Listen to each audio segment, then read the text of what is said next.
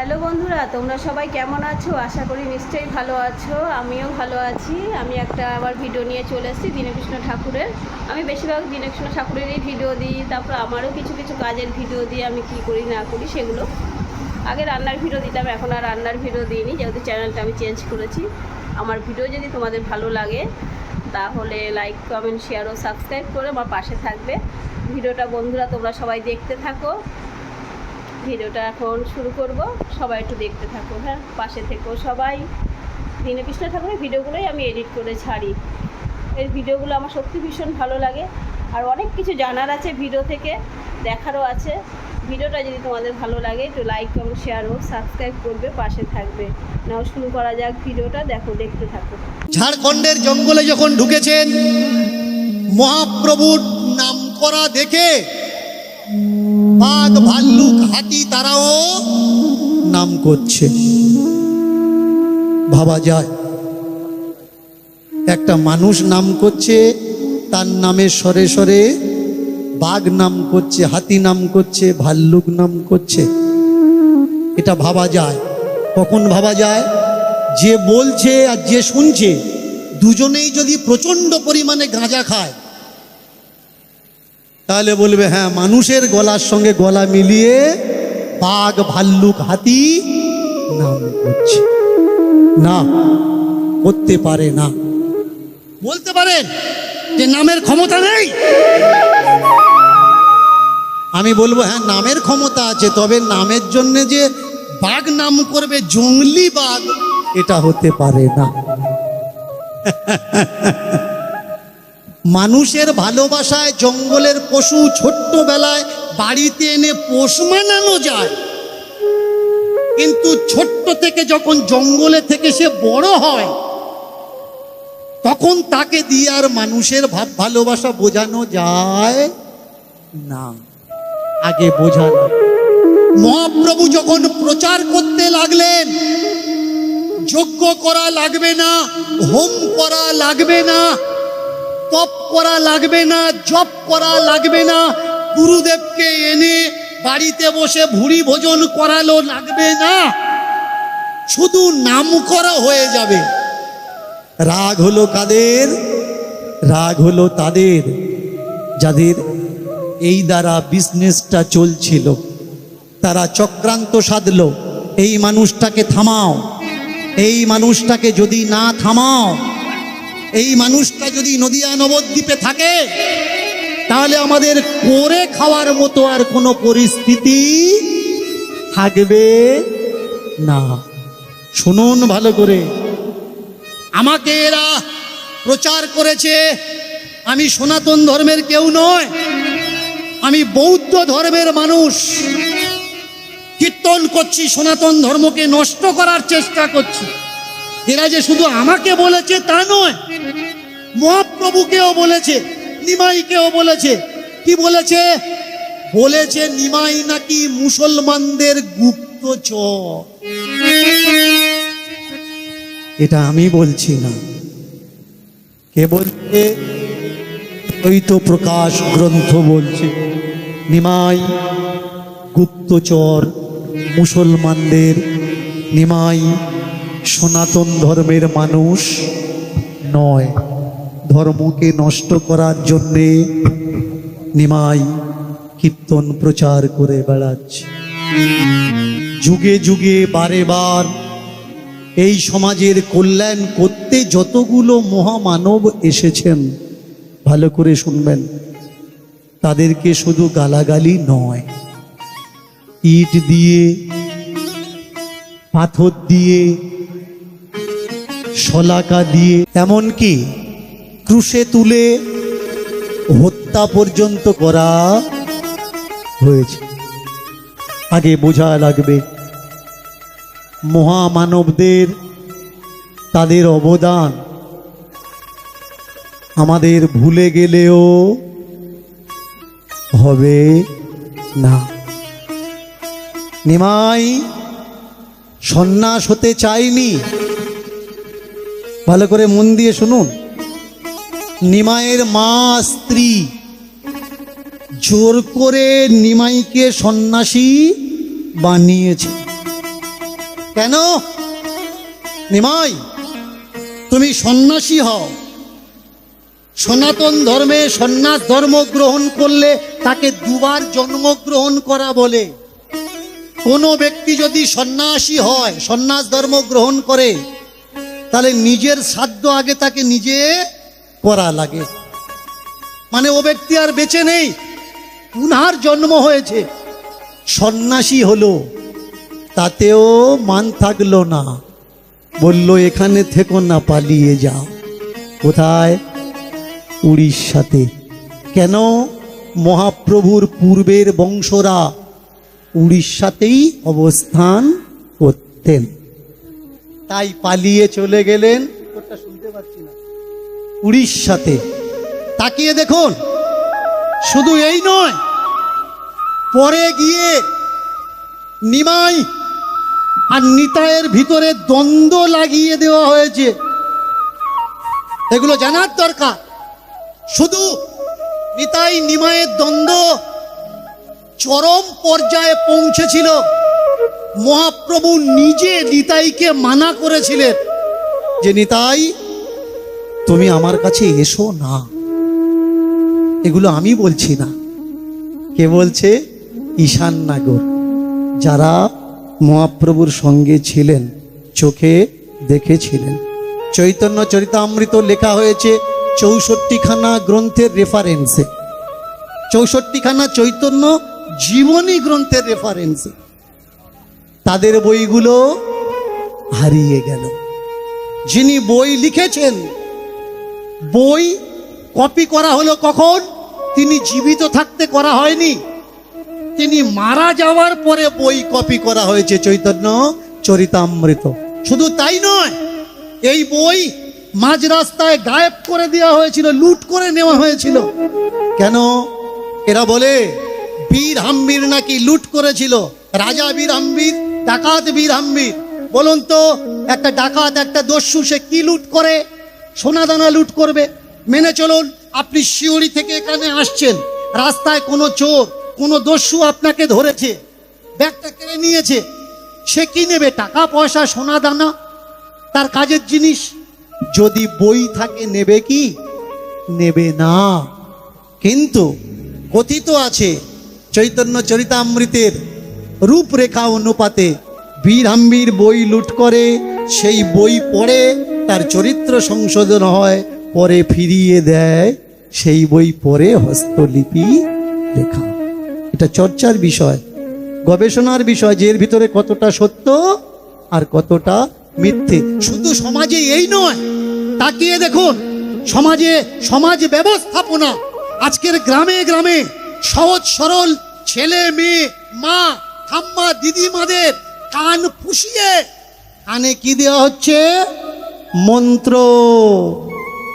ভালো করে মন দিয়ে শোনো, মন দিয়ে শোনো, কানে কি দেওয়া হচ্ছে? মন্ত্র। মায়েরা দীক্ষা নিয়েছেন তো? ভয় পাচ্ছেন কেন বলতে?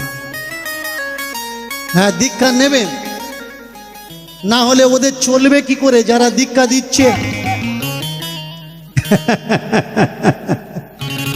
দীক্ষা নেওয়ার আগে আর দীক্ষা নেওয়ার পরে কোনো চেঞ্জ হয়েছে? হয়নি। হয়নি বললে ভুল হবে। দীক্ষা নেওয়ার আগে আর দীক্ষা নেওয়ার পরে মানুষ চেঞ্জ হয়। কিরকম চেঞ্জ হয়? মনে যদি প্রেম ভক্তি থাকে, দীক্ষা নেওয়ার পরে সেই প্রেম ভক্তি নষ্ট হয়ে গিয়ে হিংসা চলে আসে। কেমন হিংসা? যার বাড়িতে প্রত্যেক দিন যেত তার বাড়িতে আর যায় না, যার হাতে না খেলে ঘুমাতো না তার হাতে আর খায় না, যে দিদির বাড়িতে গিয়ে মাসে অন্তত একবার বা দুবার না খেলে ভাইয়ের ঘুম আসতো না, সেই ভাই দিদির বাড়িতেও যায় না, দিদির হাতেও খায় না। কেন? না, ও কানে দীক্ষা নেওয়ার পর ভিআইপি হয়ে গেছে, আর দিদি এখনো দীক্ষা নেয়নি, অদীক্ষিত। দিদি নরকের কীট হয়ে গেছে। আমি কাউকে নিন্দা করছি না, দীক্ষা নেওয়ার দরকার আপনারা নেবেন, নাম দেওয়ার দরকার দেবেন। শুধু আমার কনস্টিটিউশন আমাকে অধিকার দেয়, spiritual right, freedom right, scientific encourage, আমার সমাজকে বিজ্ঞান মনোভাবনার আলোতে আনা, এটা আমার সামাজিক দায়বদ্ধ, এটা আমার কর্তব্য। তাই কীর্তনের মাধ্যমে মানুষকে আমি বোঝাই কোনটা করা উচিত, কোনটা করা উচিত নয়। দীক্ষা অবশ্যই নেবেন, কিন্তু সকলার হাতে খাওয়াটা ছাড়বেন না। নাম অবশ্যই নেবেন, সকলার বাড়িতে যাওয়াটা ছাড়বেন না। সকলার সঙ্গে মিশবেন, সকলার সঙ্গে কথা বলবেন। অনেকে বলে দীক্ষা না নিলে তুমি গোবিন্দকে পাবে না। বলতে পারবেন যারা দীক্ষা নিয়েছে, দীক্ষা নেওয়ার দলের ভিতরে কটা লোক গোবিন্দ পেয়েছে? যারা মরে গেছে তাদের কথা বললে হবে না যে অমুক লোক গোবিন্দ পেয়ে গেছে, ও তো মরে গেছে, ওকে জিজ্ঞাসা করতে পারবো না। বলুন তো, দীক্ষার যদি এত ক্ষমতা, নামের যদি এত ক্ষমতা, মন্দিরের যদি এত ক্ষমতা, মূর্তির যদি এত ক্ষমতা, তাহলে করোনা কাল যখন এলো, ভারত সরকার, সাউন্ডটা নষ্ট হয়ে যাচ্ছে কেন? ভারত সরকার কোনো বক্স ঘুরে গেছে, একটু লক্ষ্য রাখো।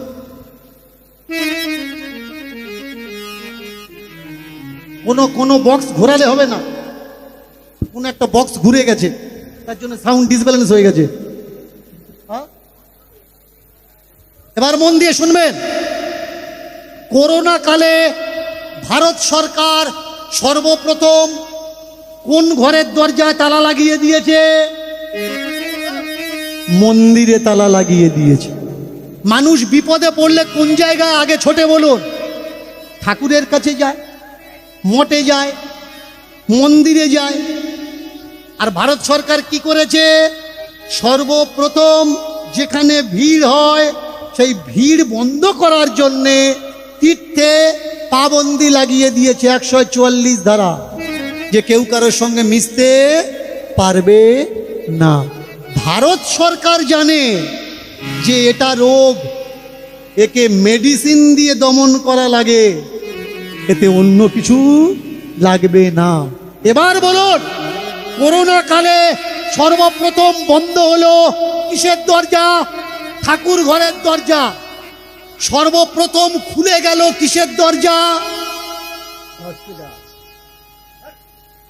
বলতে পারবেন কিসের দরজা খুলেছে সর্বপ্রথম? মদের দোকানের দরজা। ভারতবর্ষের ইতিহাসে এই প্রথম একদিনে সব থেকে বেশি টাকার মদ বিক্রি হয়েছে। আগে বোঝা লাগবে আমাদের সমাজে কিসের প্রয়োজন, দেবী দেবতা ঠাকুর নাম কীর্তনের নাকি বোতলের? আমি শুধু বলতে পারি, সত্য আপনাকে বুঝে নিতে হবে। কে বলে মালা না নিলে গোবিন্দ অনুভব করা যাবে না? কে বলে নাম না নিলে গোবিন্দ অনুভব করা যাবে না? শাস্ত্র বলছে, আমি বলছি না। শাস্ত্র বলছে তুমি যেখানে আছো সেখান থেকেই তাকে অনুসরণ করো, সে তোমাকে কৃপা করবে। গোবর গাড্ডায় বসে আছো, তোমাকে জঙ্গলে যাওয়া লাগবে না, গোবর গাড্ডায় থেকে তুমি ডাকো, তুমি তাকে পেয়ে যাবে। আর এই ডাকার জন্য কারোর মাধ্যম দরকার? কারোর মাধ্যম দরকার নয়। হরিনাম একাধারে যেমন অমৃত, তেমনি বিষক্রিয়ার মতো জেনে খাও বা অজেনে পান করো, কাজও তোমার করবে। আজকের একটা লীলার মাধ্যমে আমরা জানবো কোনটা সত্য আর কোনটা মিথ্যা। আপনি মাংস বিক্রি করছেন, ওটাই করুন, চেঞ্জ করবেন না। সবজি বিক্রি করছেন, ওটাই করো। আপনি চাল বিক্রি করছেন, ওটাই করো। ডাল বিক্রি করছেন, আপনি মাঠে চাষবাস করছেন, আপনি তাই করুন, ওতেই আপনার কৃপা প্রাপ্তি হবে। এবার অনেকে বলতে পারে যে বাবা, যারা চুরি করে তারা কি ভগবান পাবে?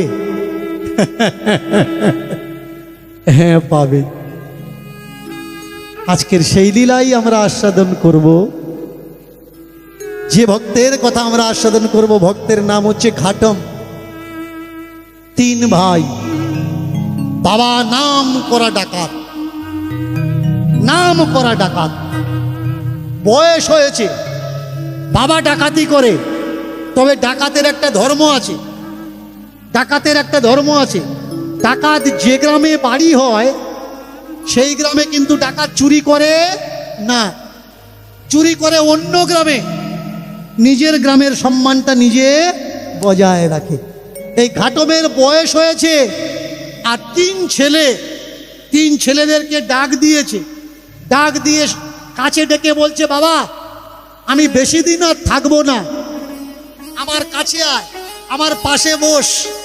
একজন পাদ ধারে বসেছে, একজন মাথার ধারে বসেছে, একজন কোমরের ধারে বসেছে, হাতটা জোড় করেছে। বাবা শোন বাবা, আমি বেশি দিন বাঁচব না, তোরা বড় হচ্ছিস। বাবা যে কাজ করে সেই কাজের দায়িত্ব ছেলেদের উপরে চাপিয়ে দিয়ে যায়। যে দোকানদারি করে দোকান ছেলেদের উপরে চাপিয়ে দেয়, যে ব্যবসা করে ব্যবসা ছেলেদের উপরে চাপিয়ে দেয়। তা আমি যে কাজ করি সেই কাজের দায়িত্ব তোদের মাথায় চাপাবো। বলে হ্যাঁ বাবা বলো, আমাদের কি করতে হবে? তোরা কি জানিস যে আমার মূল ধন উপার্জন কোন জায়গায় থেকে হয়? বলে না জানি। কোত্থেকে আসে বাবা? শোন, আমি চুরি করি, আমি চোর, আমি ডাকাতি করি, আমি ডাকাত। তোরা অন্য কোনো কারবার করে বাঁচতে পারবি না।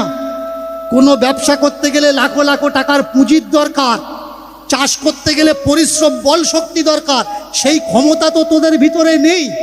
তাই আমি বলছি তোরা 3 ভাই যতদিন বাঁচবি চুরি করে খাবি, কোনো পুঁজির দরকার নেই।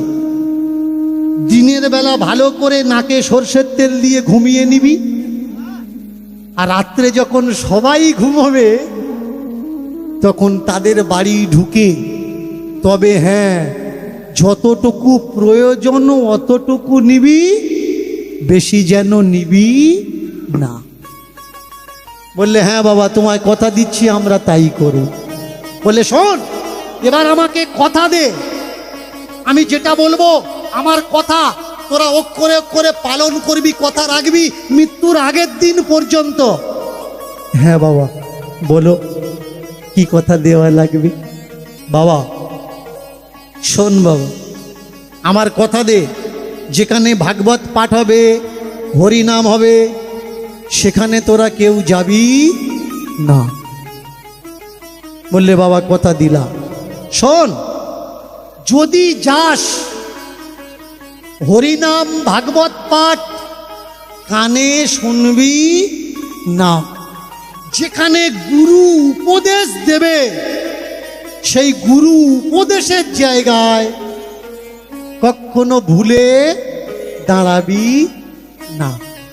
ভালো করে শুনবেন কথাগুলো। বাবা তার 3 ছেলেকে কি শিক্ষা দিচ্ছে? শিক্ষা দিচ্ছে যেখানে ভাগবত পাঠ হরিনাম হবে সেখানে যাবি না। যদি যাস, ভাগবত পাঠ হরিনাম কানে শুনবি না। আর যেখানে গুরু মহাজনেরা সৎকথা প্রচার করবে সেখানে কখনো দাঁড়াবি না। বললে বাবা পালন করব। আর একটা আমার শেষ কথা দে। কি কথা? বলে আর একটা কথা আমার দে, আমি যদি মরে যাই, আমি যদি মরে যাই, শ্মশানে নিয়ে গিয়ে কে আমায় জ্বালাবি না। ভালো করে খেয়াল করবে, আমাদের যে মূল সংস্কার মৃত্যু সংস্কার, আমরা কি করি? শ্মশানে নিয়ে গিয়ে শবদাহ করি। কিন্তু ঘাটমের বাবা কি বলছে? আমাকে শ্মশানে নিয়ে গিয়ে তোরা জ্বালাবি না, আমাকে কাঠের চিতায় কখনো শোয়াবি না। আর একটা কথা বলি, যা টাকা পয়সা জমিয়েছি তোদের জন্যে, পাড়ার লোক ডেকে যেন কখনো খাওয়াবি না। বাবা এটা না হয় বুঝলাম, মরে গেলে পাড়ার লোক খাওয়াবো না, অর্থদণ্ড হবে, তাহলে শ্মশানে জ্বালাবো না, কি করব? কিছু তো করা লাগবে, কিছু তো করা লাগবে। কি করব? বলে শোন, 4 হাত মতো গাড্ডা খুলবি, 6 ফুট আমাকে ভালো করে কাপড় জড়িয়ে দিবি, যে কাপড়টা পরে থাকবো সেই কাপড় জড়িয়ে দিয়ে নিচের মাটিতে শুইয়ে দিবি, মাথায় একখানা বালিশ দিবি, ওপরে বাঁশ সাজিয়ে দিবি, দিয়ে মাটি ঢাকা দিবি, মাটি যেন আমার গায়ে পড়ে না। বাবা এটা কি হলো? হলো এটা হলো সমাধি। আমি চোর হলেও এটা জানি, মানুষ মরে গেলে তাকে কখনো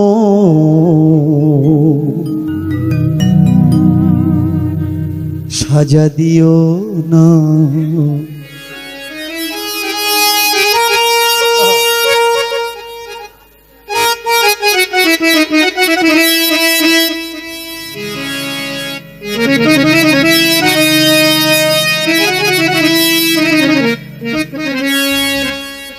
মানুষ এমনি জলে সারা জীবন,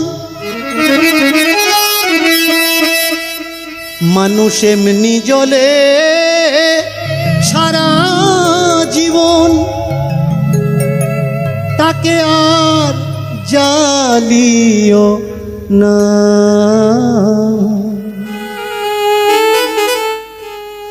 মানুষ মরে গেলে তাকে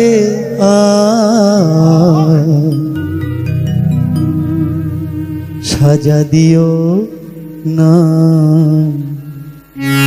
চিতার পরে তুলে দিয়ে বাঁশের লাঠি মাথায় মেরে, চিতার পরে তুলে দিয়ে বাঁশের লাঠি মাথায় মেরে, চিতার পরে তুলে দিয়ে বাঁশের লাঠি মাথায় মেরে, চিতার পরে তুলে দিয়ে বাঁশের লাঠি মাথায় মেরে, এই সোনার বদনেতে আগুন দিও না।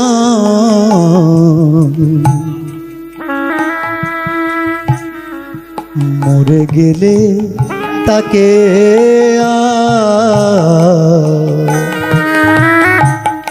সাজা দিও না। মরে গেলে তাকে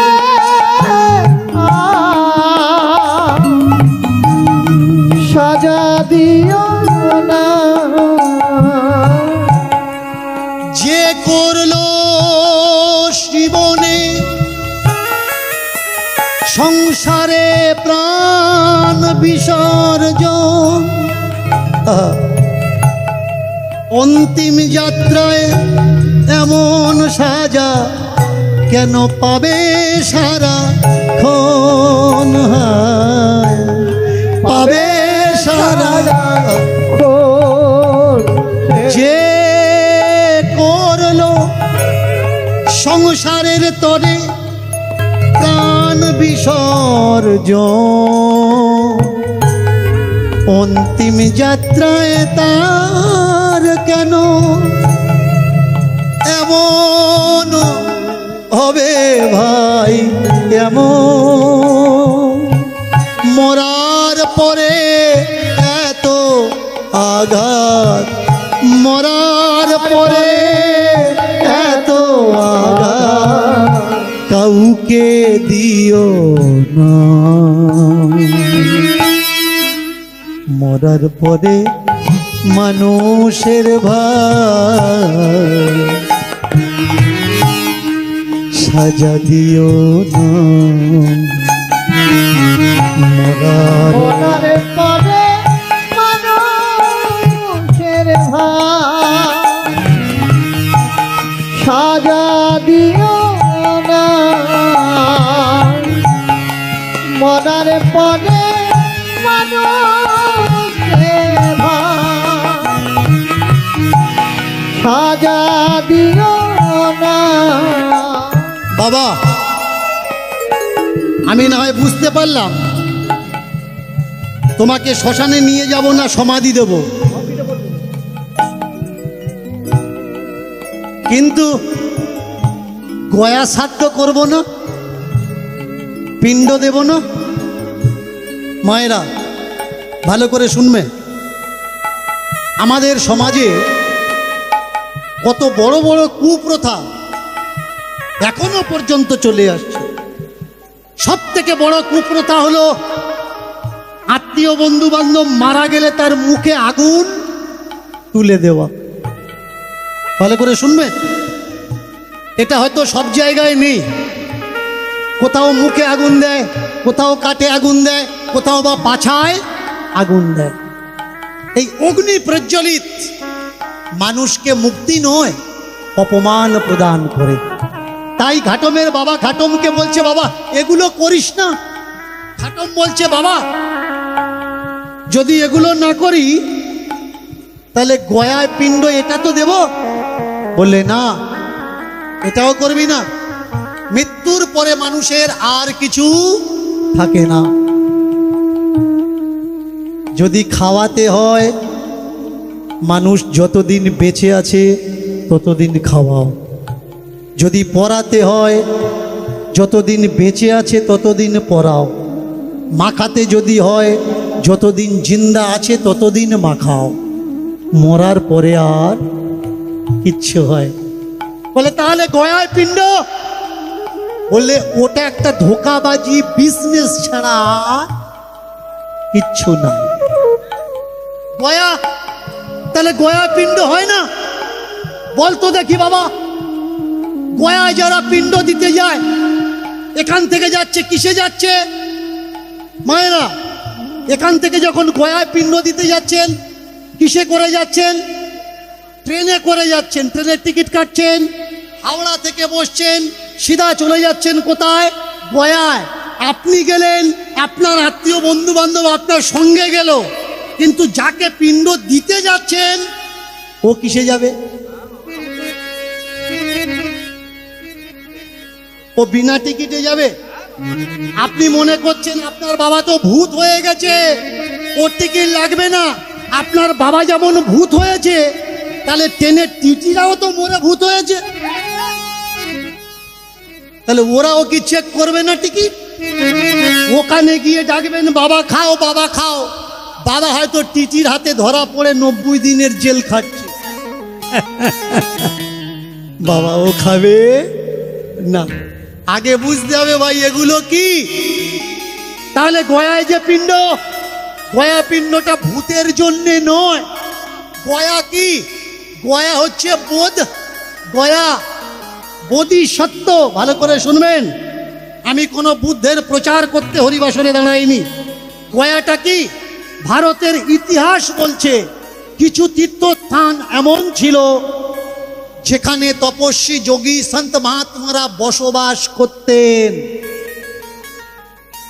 আর তারা সারা বছর ফ্রি অফ কস্ট ঘুরে ঘুরে গ্রামে গ্রামে নগরে নগরে ভালো ভালো কথা প্রচার করতেন, মানুষের মঙ্গল সূচক কথা।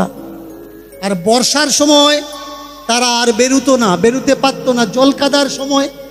তার জন্যে বর্ষার আগে বা বর্ষার পরে পিণ্ড মানে কি আহার, পিণ্ড মানে কি খাবার, সেই সব যোগী তপস্যার জন্যে বয়ে দিয়ে আসা হতো তীর্থস্থানে, যে আপনারা আমাদের জন্যে সৎ কথা প্রচার করছেন, আপনারা যাতে বেঁচে থাকেন তাদের জন্যে আমরা খাবার বয়ে দিয়ে গেলাম। এইবার দিনে দিনে দিন দেখো যাইতে লাগিল, এবারে দিনে দিনে দিন দেখো যাইতে লাগিল, দিনে দিনে দিন দেখো যাইতে লাগিল, এবারে দিনে দিনে দিন দেখো যাইতে লাগিল। এবারে দিনে দিনে দিন দেখো যাইতে লাগিল। খাটমের বাবা দেখো অসুস্থ হইল, খাটমের বাবা দেখো অসুস্থ হইল, খাটমের বাবা দেখো অসুস্থ হইল। খাটমের বাবা দেখো অসুস্থ হইল। একদিন দুই দিন তিন দিন যায়, একদিন দুই দিন তিন দিন যায়, একদিন দুই দিন তিন দিন যায়। একদিন দুই দিন তিন দিন যায়। এবার আশেপাশে কালো ছায়া দেখিবারে পায়। ভালো করে জেনে নিন, মৃত্যুর আগে পূর্ব লক্ষণ কি হয়। আঙুলটা এইভাবে ধরবেন, ভালো করে লক্ষ্য করো, আঙুলটা এইভাবে ধরবেন, ধরে কাছে নিয়ে আসবেন, নাকের কাছে নিয়ে আসবেন। যেদিন আঙুল দেখা আপনার বন্ধ হয়ে যাবে, আপনি সেই দিনই বুঝতে পারবেন মৃত্যু আপনার খুব কাছে। এ গেল একটা লক্ষণ। দ্বিতীয় লক্ষণ কি, চোখের এদিকে বা এদিকে চোখ বন্ধ করে চাপ দিন, দিলে দেখবেন এই দিকে মাঝখানে কালো আর চতুর্দিকে উজ্জ্বল আলো একটা স্টার দেখতে পাবেন, সহস্র পদ্ম দেখতে পাবেন। যেদিন চাপ দিলেই পদ্ম দেখাটা আপনার বন্ধ হবে, বুঝে যাবেন আর কিছুদিন পরে আপনার মৃত্যু অনিবার্য হবে। শুধু তাই নয়, আপনি যেদিন জিহ্বার স্বাদ বুঝতে পারবেন না, ঝাল খাচ্ছেন নাকি লবণ খাচ্ছেন, তিতো খাচ্ছেন নাকি মিষ্টি খাচ্ছেন, জিহ্বার স্বাদ চলে গেলে আপনার বুঝে নিতে হবে আপনার মৃত্যু অতি কাছে এসেছে। আর লাস্ট লক্ষণ কি, লাস্ট লক্ষণ হচ্ছে মৃত্যু শয্যায় শুয়ে থাকা মানুষ আশেপাশে কালো কালো ছায়া দেখতে পায়। অনেকে মনে করে এগুলো যমদূত তাকে নিতে আসছে। করজোড়ে করে বলছি, ভয় পাবেন না, ভালো করে শুনুন। এই কালো ছায়াগুলো কারা? এগুলো আমাদের আত্মীয় বন্ধু বান্ধব, যারা আমাদের এই দেশ ছেড়ে ওই দেশে চলে গেছে। আমরা ওই দেশে যাব, তাই ওরা আমাদের নিতে এসেছে। এবার আমরা ওদের কালো দেখছি কেন? কারণ এই জগৎটা এখনো আমরা স্পষ্ট দেখছি, তাই ওই জগতের মানুষগুলোকে আমরা কালো দেখছি।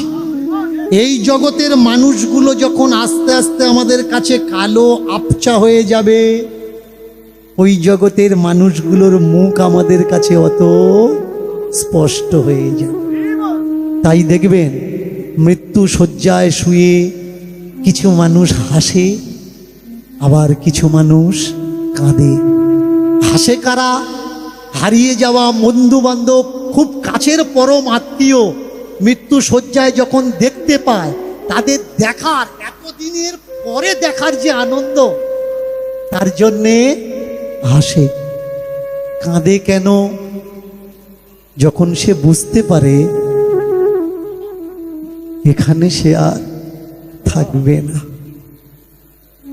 অনেকগুলো কাজ করার ছিল,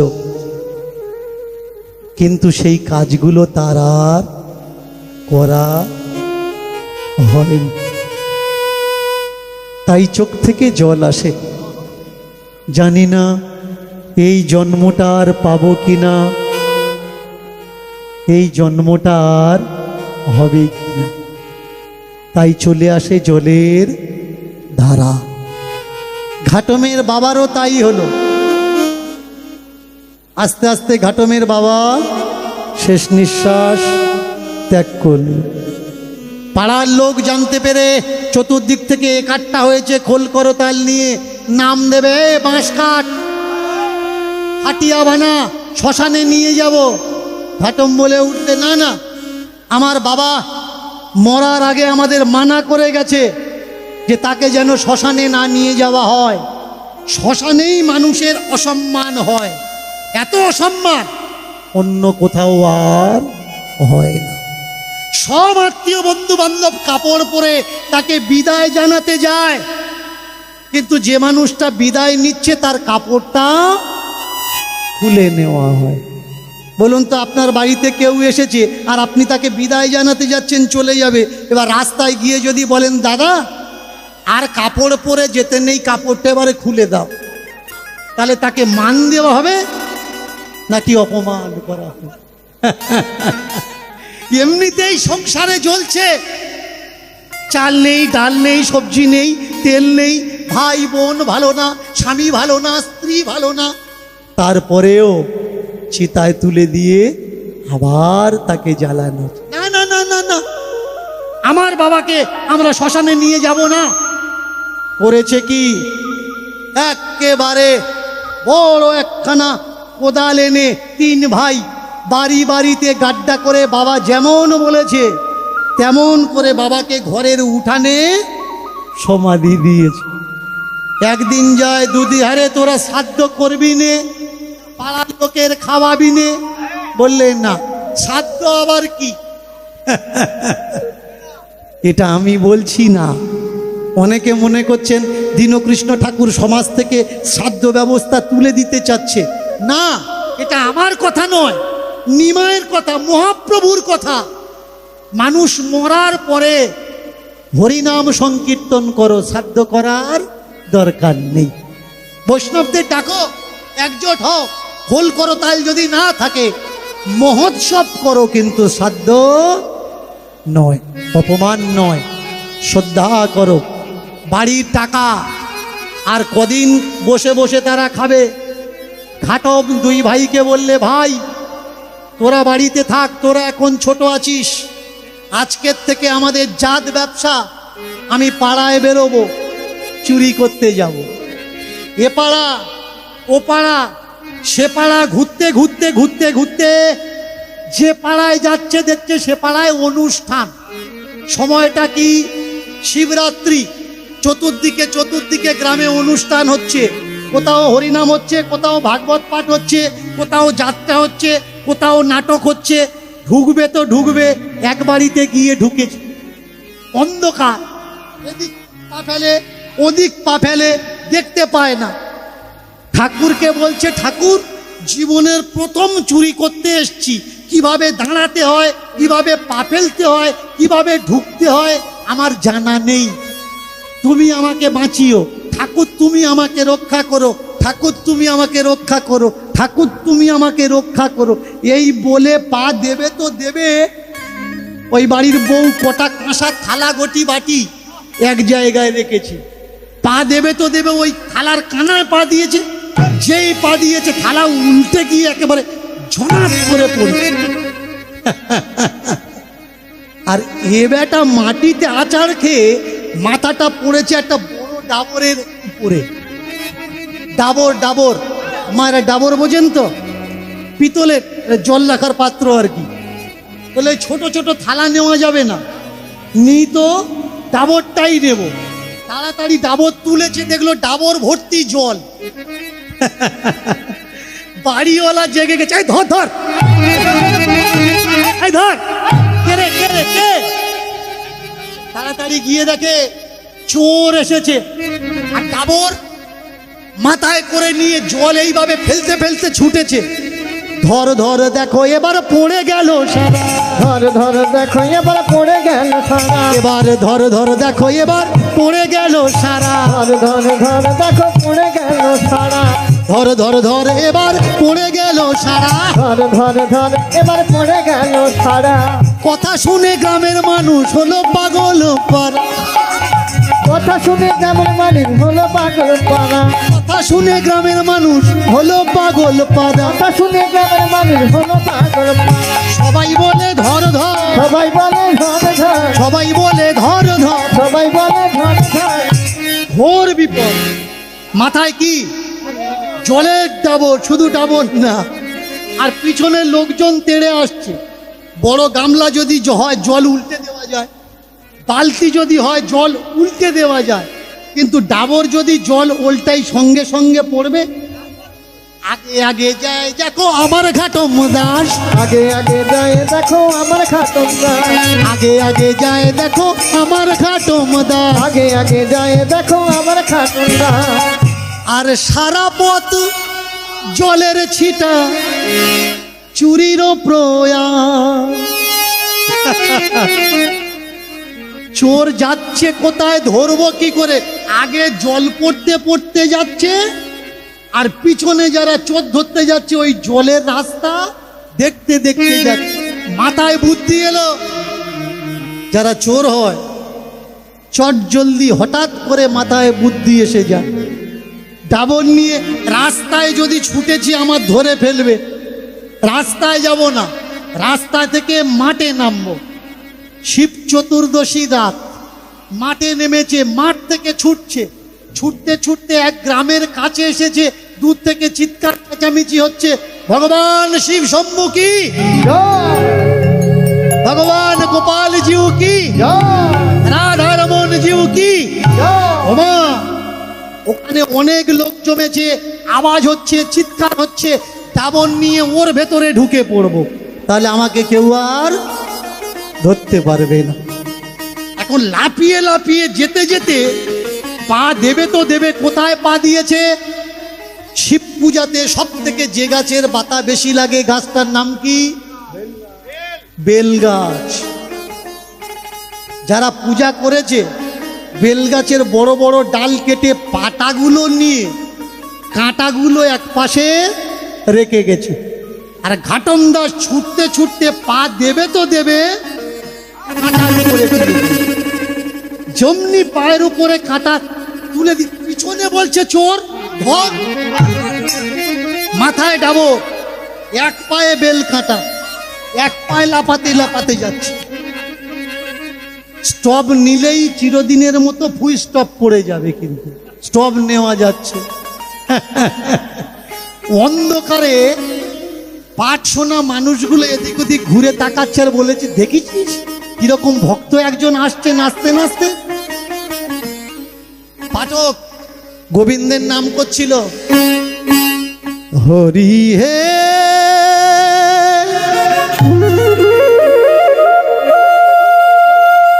হে গোবিন্দ হে গোপাল মায়েরা ভাগবত পাঠে গোবিন্দের বন্দনা চলছে তুমি আমার প্রাণ সখা তুমি প্রাণ প্রিয় হে তুমি আমার প্রাণ সখা তুমি প্রাণ প্রিয় হে তুমি আমার প্রাণ সখা তুমি প্রাণ প্রিয় হে তুমি আমার প্রাণ সখা উলুধ্বনি উলু প্রিয় হে তুমি আমার প্রাণ সখা তুমি প্রাণ প্রিয় হে তুমি আমার প্রাণ সখা তুমি প্রাণ প্রিয় হে রাধা রমন গোপীপতি তুমি জগন্নাথ হে রাধা তুমি জগন্নাথ হে ও হে রাধা রমন গোপীপতি তুমি জগন্নাথ হে রাধা রমন কোটিপতি তুমি জগন্নাথ হে জয় জয় রাধা রমন জয় জয় রাধা রমন রাধা জগন্নাথ হে জয় জয় রাধা রমন জগতের নাথ হে চতুর্দিকে ভক্তগণ জয় জয় দেয় চতুর্দিকে ভক্ত জয় জয় দেয় যেমন সাজে তেমন নাচে ভক্তগণে হায় ভক্ত দেখো যেমন সাজে তেমন নাচে ভক্তগণে হায় ভক্ত কে কেমন নাচে রে ভাই কে যে কেমন নাচে রে হরি কথায় শুনে বসে কে যে কেমন নাচে রে হরি কথা কেমন হরি কথায় শুনে বসে কে কেমন নাচে রে হরি কথাই শুনে কে কেমন নাচে কেহ নাচে কোমরটা হেলিয়া দুলিয়া কেহ নাচে কোমরটা হেলিয়া দুলিয়া আবার কেহ নাচে কাজল নয়ন মটকিয়া মটকিয়া ভাগবতে কেউ চুপ থাকে না, যে যেমন পারে সে তেমন নাচে। আর ওদিক থেকে ঘাটম দাস পায়ে বেল কাঁটা ফুটেছে আর মাথায় ডাবরটা নিয়ে, পিতলের ডাবর, এক পায়ে লাপাতে লাপাতে আসতে কিভাবে প্রাণটা বাঁচানো যায়। আর ভক্তরা মনে মনে করছে এ এক অদ্ভুত ভক্ত, এক পায়ে নেচে নেচে ভাগবত কথার আসরে আসছে। পাঠক বলে উঠলে বসো বসো বসো, কেউ গন্ডগোল করো না, বসো, বসে যাও বসে যাও বসে। সকলার ভিড়ে ঢুকে ঘাটম দাস পায়ে বেল কাটের কাঁটা ঢোকার যন্ত্রণা, কানে দুটো হাত দিয়েছে, আঙুল দিয়েছে, ডাবরটা সামনে রাখা। আঙুলটা দিয়েছে কেন? যেখানে পিঠ বাঁচানোর জন্য ঢুকেছে, ঢোকার পরে বুঝতে পারলো এখানে হরি সভা হচ্ছে। আর বাবাকে কথা দিয়েছে, বাবাকে কথা দিয়েছে, বাবা বলেছে বাবা জীবনে হরি সভায় যাবি না, আর যদি যাস হরি কথা যেন কানে ঢোকে না। ও তো পিঠ বাঁচাতে ঢুকেছে, এমনি এমনি ঢুকেছে, ঢুকে দেখছে হরি কথা হচ্ছে, দুটো আঙুল কানে চেপে ধরেছে। কিন্তু পায়ের যন্ত্রণা, বেলের কাঁটা তো আর শুনবে না।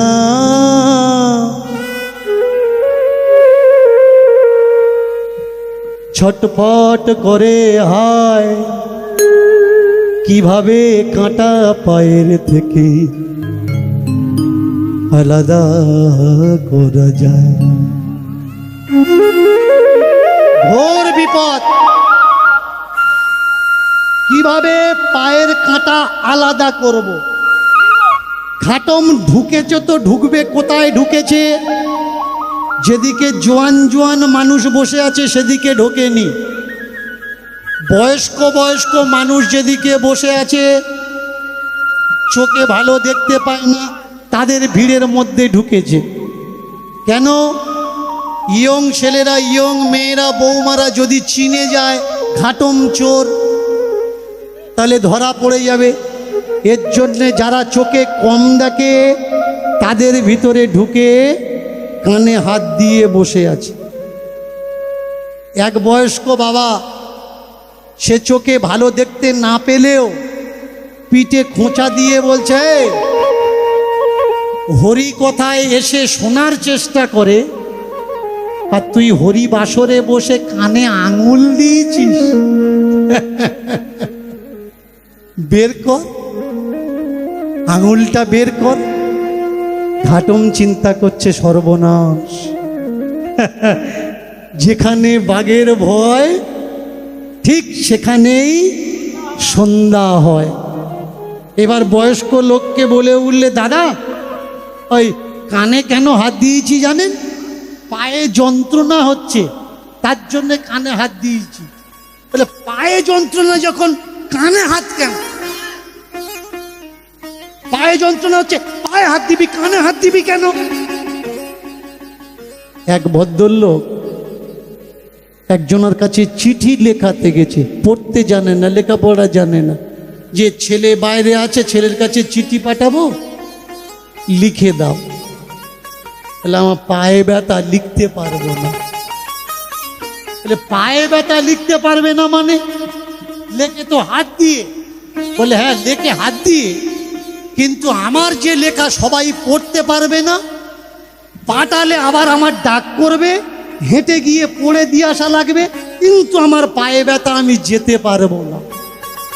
তার জন্য আমি চিঠি হাত দিয়ে লিখতে পারবো না। কান দিয়ে শোনে, পায়ে ব্যথা পা চেপে ধরবি, কান চেপে ধরেছিস কেন? এইবার ওই ঘাটম বলে উঠলে, এর অনেক নিয়ম কানুন আছে, তুমি এক কাজ করো, আমার কাঁটাটা বের করে দাও না, অত বাজে বাজে কথা বলার দরকার নেই। বয়স্ক মানুষ বলে উঠলে, বাবা তুই কানে হাত দিয়েছিস আমি দেখতে পেয়েছি, কিন্তু তোর পায়ে কোন জায়গায় যে কাঁটাটা ফুটেছে আমি দেখতে পাচ্ছি না। এক কাজ কর, তোর কানে না হয় আমি হাত দিচ্ছি, কাঁটাটা তুই বের কর। তাকিয়ে দেখবি বিপদটা কেমন। হরি কথা এসেছে, কিন্তু কথা কানে ঢোকানো যাবে না। এ তো কান নয়, এটা কান। এটা কি আর কান? এই এক কান নয়, আমাদের কটা কান মায়েরা? কান কটা? দুটো। আমাদের দুই কান, কিন্তু তত্ত্ব বলছে না, আমাদের দুকান। এটা দোকান, এটা তেলের দোকান নয়, ঝালের দোকান নয়, লবণের দোকান নয়। এটা কোন দোকান? সোনার দোকান। একেবারে 24 ক্যারেটের সোনার দোকান।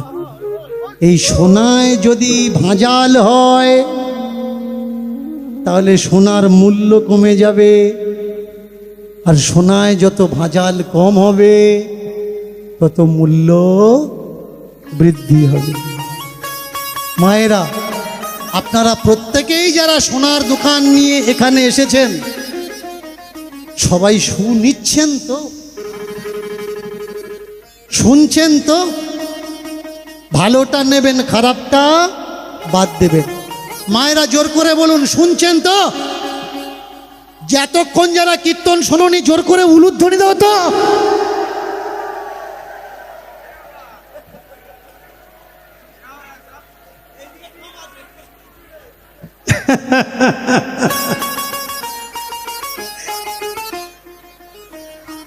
বললে হবে না যে শুনতে পাইনি।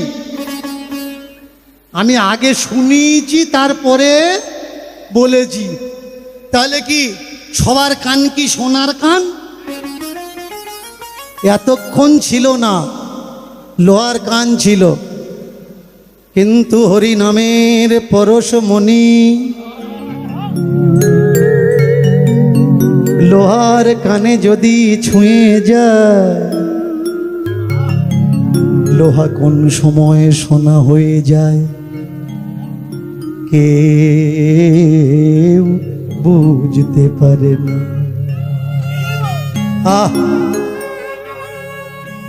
হোক না আমার লোহার কান, কিন্তু হরি নামের পরশমণি যদি একবার ছুঁয়ে যায়, কোন সময় লোহা সোনা হয়ে যাবে কেউ বুঝতে পারবে না।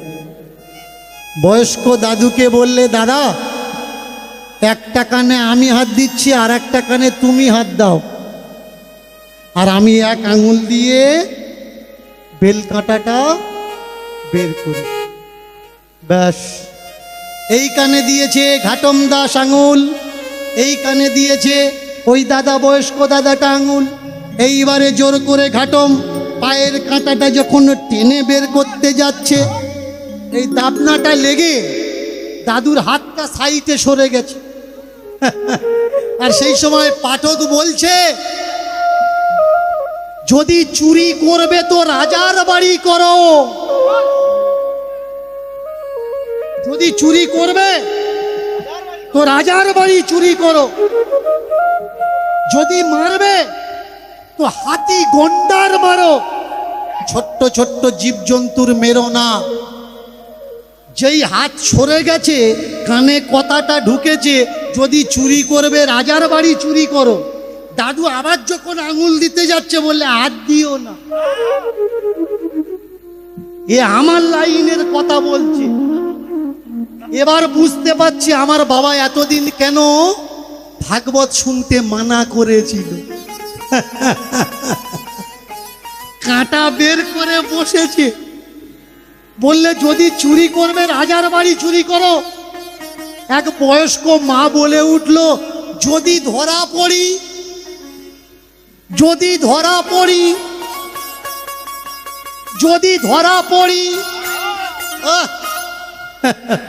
বললে ভগবানের ডাকবে, চোরের সর্দার সে। বলে ভগবান আসবে রক্ষা করবে? বলে হ্যাঁ, যখন বিপদে পড়বে তাকে ডাকবে, সে আসবে, সে তোমাকে রক্ষা করবে। বললে তাহলে তাকে চিনব কি করে? মায়েরা, ভগবান যদি সত্যি সত্যি সামনে আসে তাহলে তাকে চিনব কি করে বলতে পারো? পাঠক বলে উঠলে, শোনো, ভগবান চেনার তিনটে উপায়। মায়েরা আপনারাও শুনুন, ভগবান চেনার তিনটে উপায়। আমরা ভগবান উপলব্ধি করতে পারি না। কেন পারি না? কারণ ভগবান আমরা চিনি না। ভগবান, দেবতা আর ঠাকুর, এই তিনটে ঘেঁটে আমরা এক করে দিই। ঠাকুরের সঙ্গে ভগবান রেখে দিই, ভগবানের সঙ্গে দেবতা রেখে দিই। আমরা বাড়িতে ঠাকুর ঘর বানাই, কিন্তু ওই ঠাকুর ঘরে থাকবে কে তাকে আমরা রাখতে জানি না। মন দিয়ে শুনুন, আজকের বিশ্লেষণ করছে কে? পাঠক। কি বিশ্লেষণ করছে? আপনাদের বাড়িতে যদি কেউ কোনো আত্মীয় বন্ধু বান্ধব আসে আর আপনারা বাড়ি বানান, তো আমরা কি করি? ডেকে দেখাই, ও দাদা, ও দাদা, এটা আমার শ্বশুরের ঘর। ভালো করে কথাগুলো শুনবেন। এটা আমার শ্বশুরের ঘর, এটা আমার ননদের ঘর, এটা আমার দেওরের ঘর, এটা আমাদের ঘর, আর ওইটা আমাদের ঠাকুর ঘর। ভালো করে শুনবেন। যে ঘরে যে থাকে সেই ঘরের নাম তাই হয়। দাদু থাকলে দাদুর ঘর, বাবা থাকলে বাবার ঘর, মা থাকলে মার ঘর। ঠাকুর থাকে বলে ঘরের নাম কি? ঠাকুর ঘর। ওই ঠাকুর ঘরে আমরা কাকে রাখি? আমরা আদর করে যতন করে রেখে দিই কৃষ্ণ গোপালকে, রেখে দিই আমরা নিতাই গৌরকে, রেখে দিই আমরা কালী দুর্গা সরস্বতীকে, রেখে দিই আমরা রাম সীতা হনুমান লক্ষণকে। এই জায়গায় আমাদের ভুল হচ্ছে। ঠাকুরকে আর ভগবানকে। ঠাকুরকে, ঠাকুর কৃষ্ণ নয়, ঠাকুর গোবিন্দ নয়, ঠাকুর কালী নয়।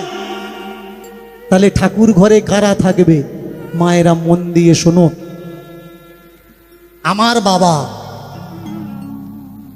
তার বাবা, তাহলে বাবার বাবাকে কি বলা হয়?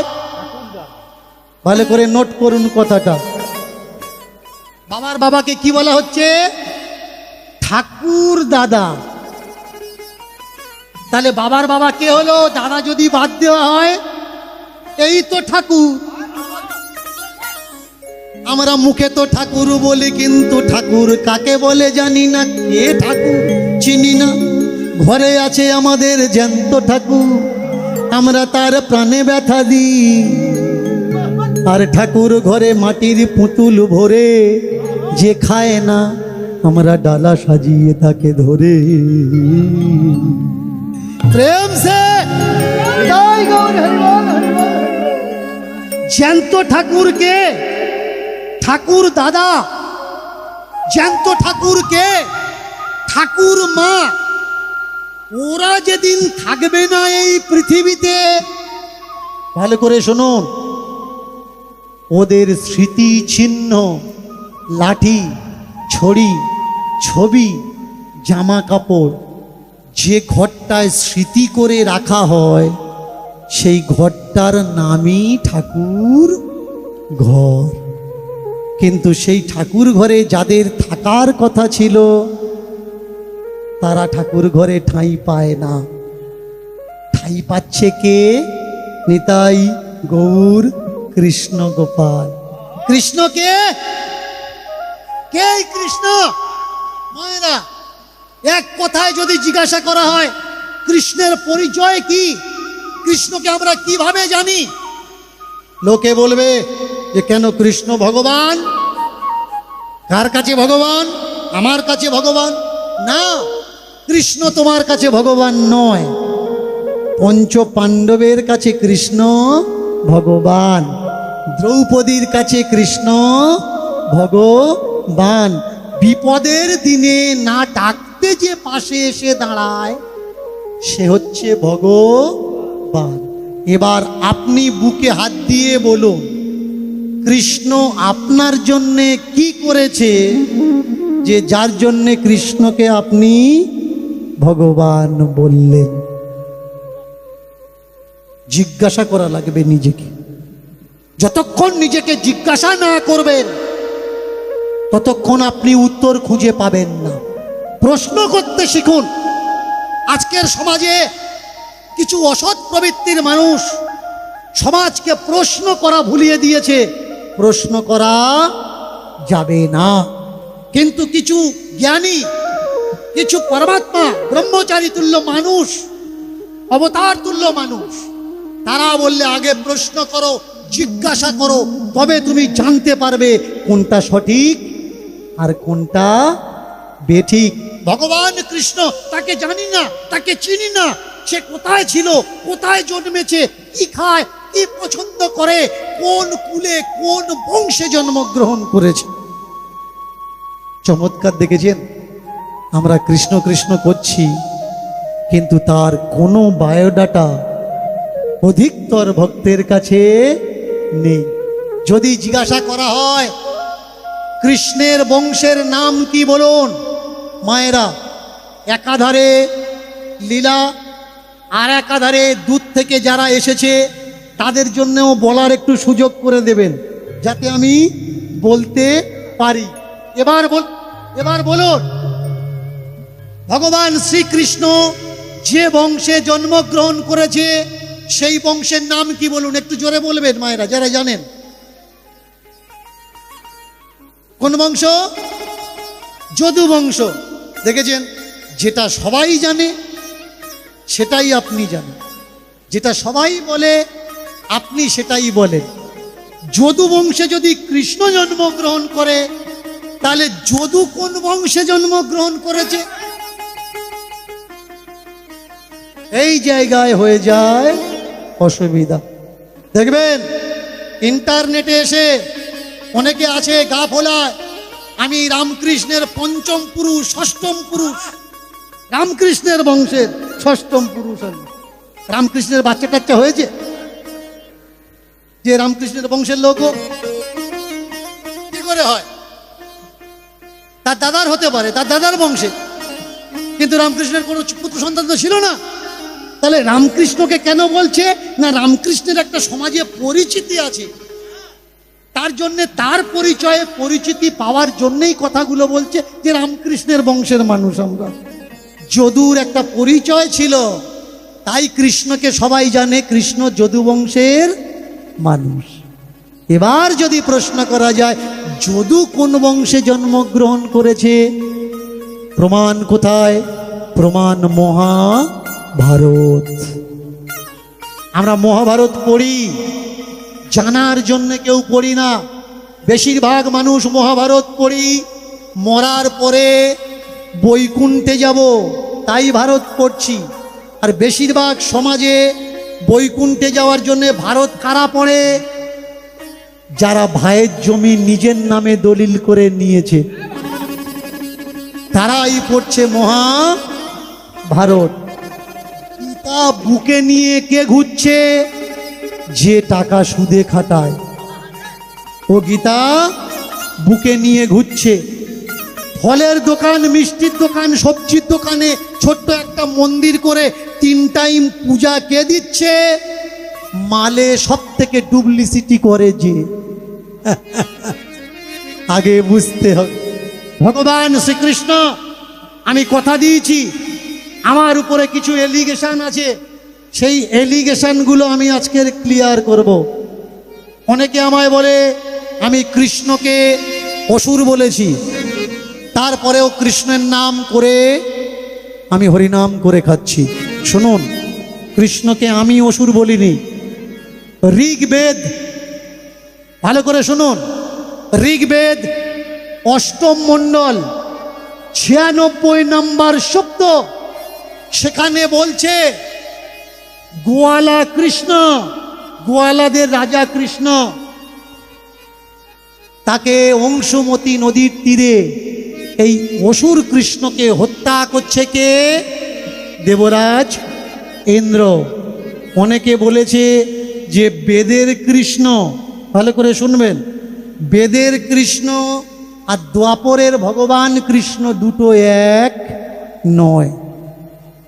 তাহলে বেদের কৃষ্ণকে, বেদের কৃষ্ণ অন্য সময়ের কৃষ্ণ, আর দ্বাপরের কৃষ্ণ আলাদা কৃষ্ণ না ভাই। বেদের যে কৃষ্ণ আর দ্বাপরের কৃষ্ণ দুটো একই কৃষ্ণ। প্রমাণ কি? শুধু যে ভগবান কৃষ্ণকে বেদে অপমান করা হয়েছে তা নয়, শুধু যে অপমান করা হয়েছে তা নয়, অপমান করা হলো কোন জায়গায়? মৎস্য পুরাণ। ভালো করে শুনুন, এই মৎস্য পুরাণে ভগবান শ্রীকৃষ্ণের স্ত্রীদের আশেপাশের আহি রাজারা উঠিয়ে নিয়ে চলে গেছিল, আর তাদেরকে কিভাবে রেখেছে? বাগান বাড়িতে রেখেছে। তাদের নাচায়, রাত্রে করে নাচায়, শারীরিক সুখ ভোগ করে। ঘুরতে ঘুরতে দাল্য ঋষি, ভালো করে শুনবেন, দয়াকার লয় ডয় দাল্য ঋষি এসেছে তাদের কাছে, করজোড় করে কাঁদছে, কৃষ্ণের বংশের রমণীরা আমাদের বাঁচান, আমাদের তুলে এনে দেখুন আমাদের সঙ্গে কি দুর্ব্যবহার দিচ্ছে। আমাদেরকে বারবধূ গণিকা করে বাগান বাড়িতে রেখেছে। দাল্য ঋষি বিধান দিল কি? দাল্য ঋষি বিধান দিচ্ছে তোমরা এর থেকে মুক্তি পাবে। কিভাবে মুক্তি পাবে? অনঙ্গ দান ব্রত করো। মায়েরা যারা বারব্রত করেন ভালো করে শুনুন, অনঙ্গ দান ব্রত কাকে বলে? অঙ্গ দান ব্রতের নামই হলো অনঙ্গ দান ব্রত। তোমরা 13 দিন বা 9 দিন অনাহারে ব্রত করবে, তারপরে 9 দিনের শেষে বা 13 দিনের শেষে বাড়িতে যখন এই পূজারীরা আসবে তাদেরকে ইচ্ছা মতো দান দেবে, আর শরীর দ্বারা যে সুখভোগ তোমরা রাজাকে দিচ্ছ, শরীর দ্বারা সেই সুখভোগ তোমরা ব্রাহ্মণদের দেবে। এটা আমি বলছি না, কে বলছে? মৎস্য পুরাণ। মৎস্য পুরাণে দাল্য ঋষি এ কথা বলছে। এবার বলুন, দাল্য ঋষি ভগবানের স্ত্রীদের সঙ্গে ঠিক বিচার করলো, নাকি তাদের মাথায় আরো কলঙ্ক লেপে দিল? দীনকৃষ্ণ ঠাকুর বলতে চাচ্ছে, গ্রন্থগুলো পড়ুন, গ্রন্থগুলো জানুন, কে ভগবান চিনতে শিখুন, কে আপন চিনতে শিখুন, কে কাছের মানুষ চিনতে শিখুন, কাকে পূজা করার দরকার আগে ভালো করে জানুন।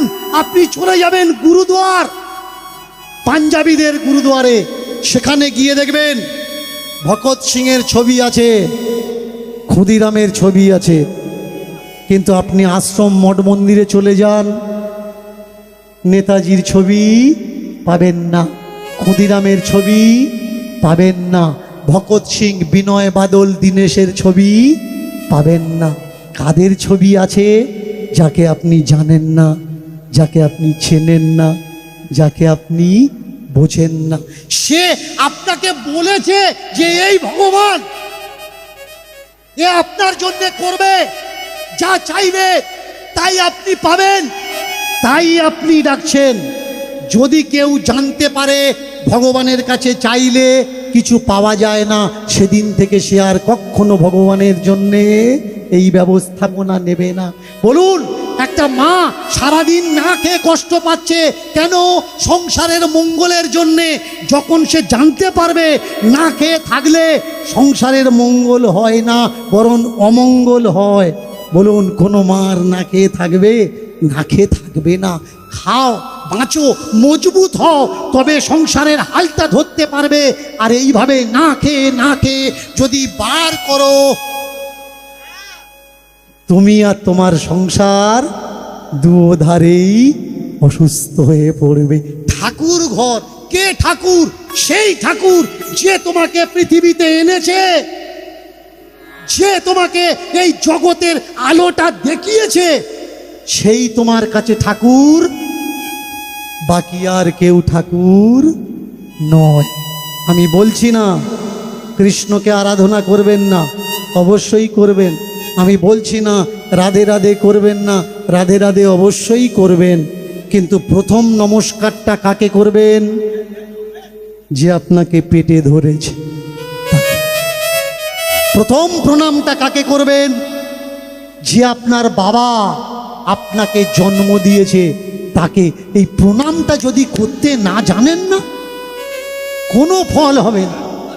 যে বাবা জন্ম দিয়েছে, যে মা পেটে ধরে দিয়েছে, তার চোখের জল পড়ছে, আর তুমি মালা টিপে গোবিন্দ গোবিন্দ করছো, তোমার চোখের জলের মূল্য গোবিন্দ দেবে? কখনো দেবে না। কারণ তোমার জন্যে তোমার বাবা মায়ের চোখের জল পড়ছে। যার জন্যে বাবা মা কাঁদে, তার কান্না গোবিন্দ কখনো শুনতে পায় না, তাকে গোবিন্দ কখনো করুণা করে না। এই ঘাটম বেলপাতাটা টানছে, এক হাতটা কানে দিয়েছে, যন্ত্রণা শুনতে পেল কি? চোর, চুরি করতে হলে রাজার বাড়ি করো, অন্য কোনো বাড়িতে চুরি করো না। পরামর্শ যদি নিতে হয়, সাধু বাবাজি মহাত্মার থেকে পরামর্শ নাও, আর কারোর থেকে পরামর্শ নিও না। কথা যদি বলতে হয়, জীবনে সত্য কথা বলো। সত্য কথা বলতে গিয়ে যদি তোমার মৃত্যুও হয়, তাও হোক, মিথ্যে বলো না। সত্য যে বলে তার সঙ্গে সঙ্গেই সত্য চলে। সত্য যে গ্রহণ করে, সত্য তার পরছাই হয়ে থাকে। এর জন্যে সত্য বলো, রাজার বাড়ি চুরি করো, যেখানে সেখানে করো না। কাঁটাটা তো বের করেছে, ওই ডাবরে আর হাত লাগাচ্ছে না ঘাটম, ডাবরটা ঠেলে দিয়েছে। এই সামান্য ডাবর নিয়ে কি করব? চুরি যদি করতে হয়, আমি কালকে রাজার বাড়িতে চুরি করব। এবার বাবাজি বলে উঠতে, শোনো, যে দেশে যাবে সেই ফল খাবে। গরিবের বাড়ি গেলে গরিব হয়ে যাবে, রাজার বাড়িতে গেলে রাজ পোশাক পরে যাবে। চমৎকার! দেখুন, চিন্তা করছে কালকের যে রাজার বাড়িতে আমি চুরি করব, যাব কিভাবে? রাজা সেজে যেতে হবে। ওই পাঠক বলেছে, তাহলে রাজা আমি সাজবো কি করে? মাথায় এলো রাজার পোশাক চুরি না করতে পারি, মন্ত্রীর পোশাক তো চুরি করতে পারবো। ছলি পেতে পেতে বিকালবেলায় দেখলো মন্ত্রীর পোশাকগুলো মন্ত্রীর বাড়িতে শুকাচ্ছে, কেউ ওঠায়নি। সেই পোশাক চুরি করেছে।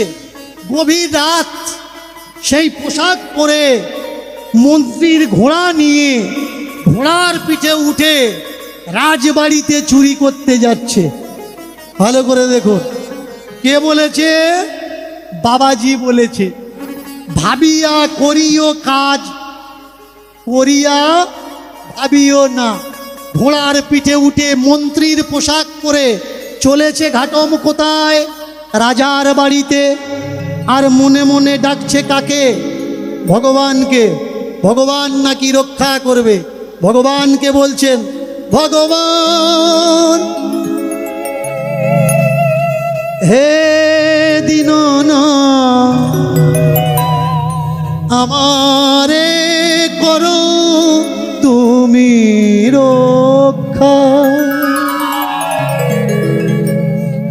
শুনেছি ডাকলে নাকি পাওয়া যায়,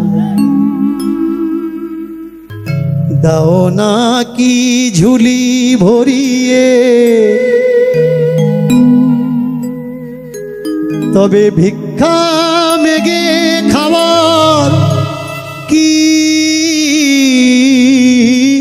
উপায়। মাগো, কথাগুলো মন দিয়ে শুনবেন। যারা দূর দূরান্ত থেকে এসেছেন বা স্থানীয় মানুষ যারা, আমরা হরিনামে আসি, হরিনামের একটা শব্দ যদি আমরা গ্রহণ করতে পারি, মহাব্যাধি মহা সমস্যা তা দূর হয়ে যায়। ঘাটম বলছে, শুনেছি ডাকলে নাকি তুমি রক্ষা করো, সব দাও।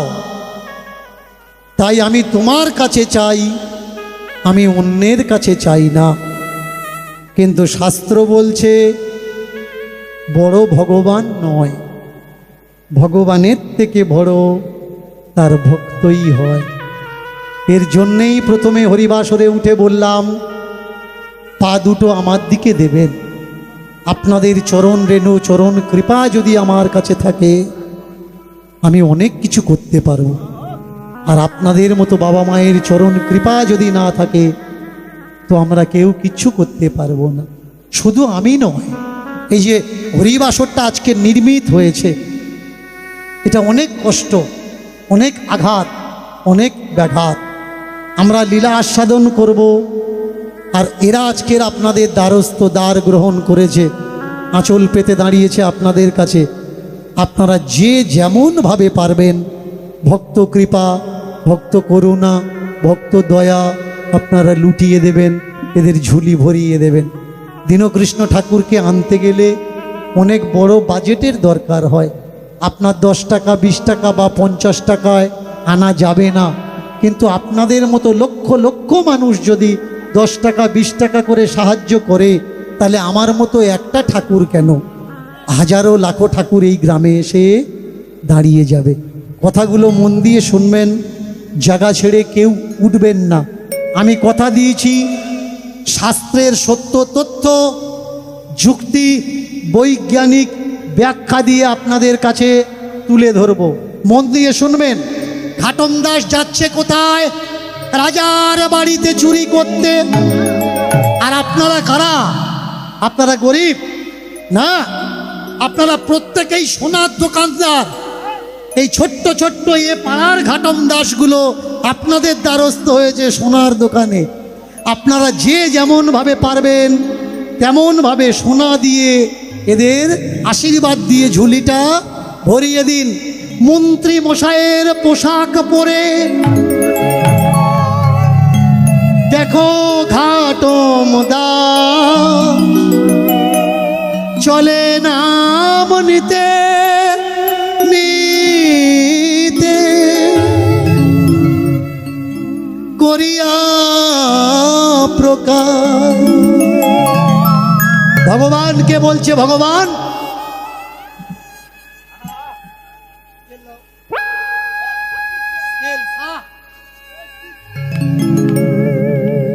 दिल में तुम्हें बिठा के। মায়েরা একটু মিষ্টি মিষ্টি করে হাতে তালি দেওয়া যাবে তো? ঘাটম দাসেরা যাচ্ছে আপনাদের কাছে, আপনাদের পাড়ার ঘাটম দাসেরা, একটু করতালি দিয়ে।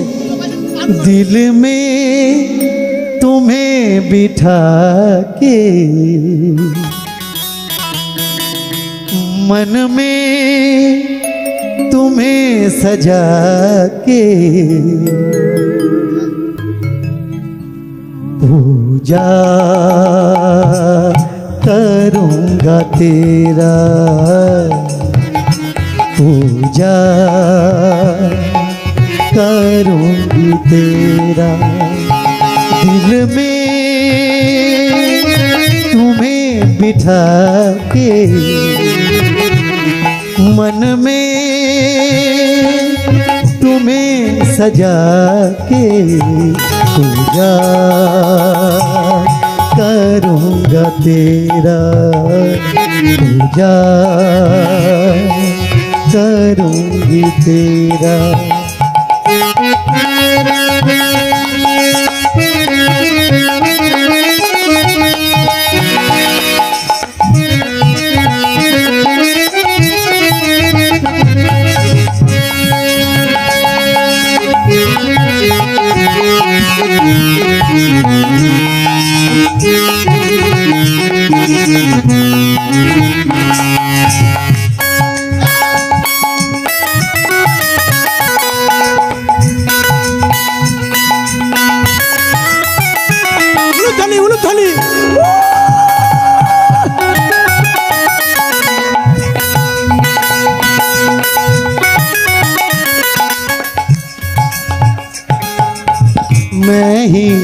मैं देखूं तुझे पिया और न कोई देखे,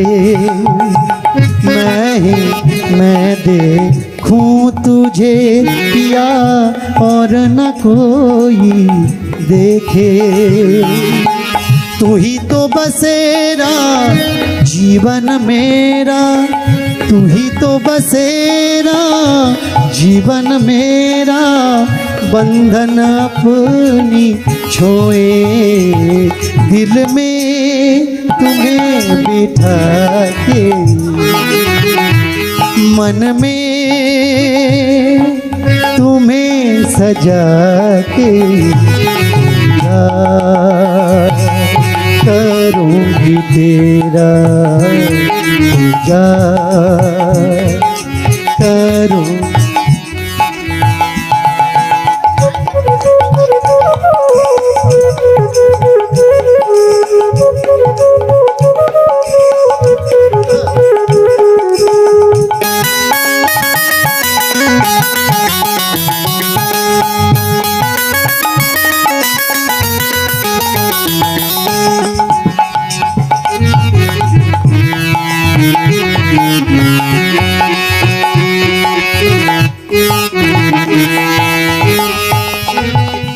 ना जानो तेरा रूप बिहार, मैं ना जानूं आकाश। ना जानो तेरा रूप बिहार, ना जानूं मैं तेरा आकाश। तू तो हर जगह दिल में बसेरा, तू तो हर जगह दिल में बसेरा, प्राणनाथ है हमारा। दिल में तुम्हें बिठा के, कर लूँगी मैं बंद आँखें, पूजा करूँगी तेरा, पूजा करूँगी तेरा। राधा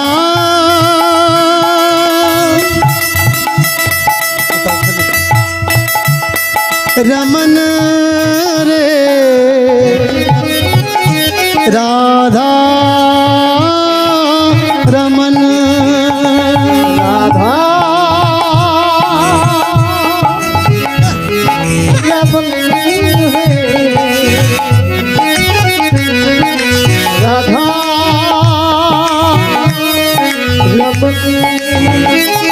রাধা রমন রে রাধা রমন রে রাধা রমন রাধা রমন ও রাধা রমন রে ও রাধা রমন রে ও রাধা রমন রে ও রাধা রমন রে ও রাধা রমন রে ও রাধা রমন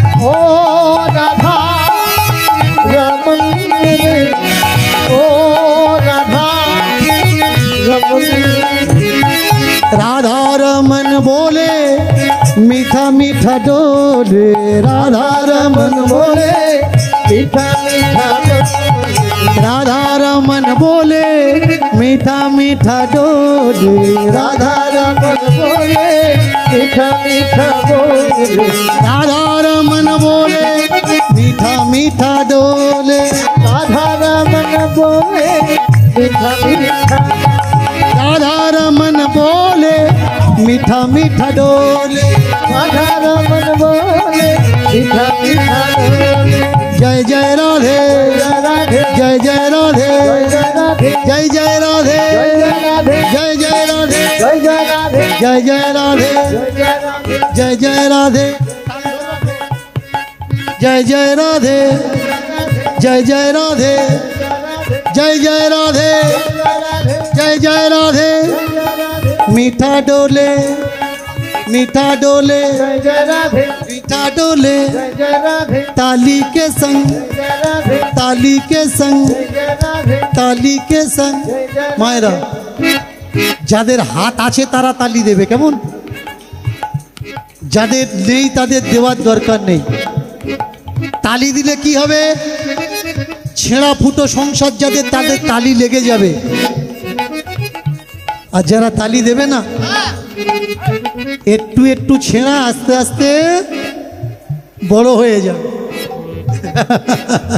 প্রেম সে তালি দিয়ে ভিডিওটা এখানেই শেষ করলাম। ভিডিওটা কেমন লাগলো?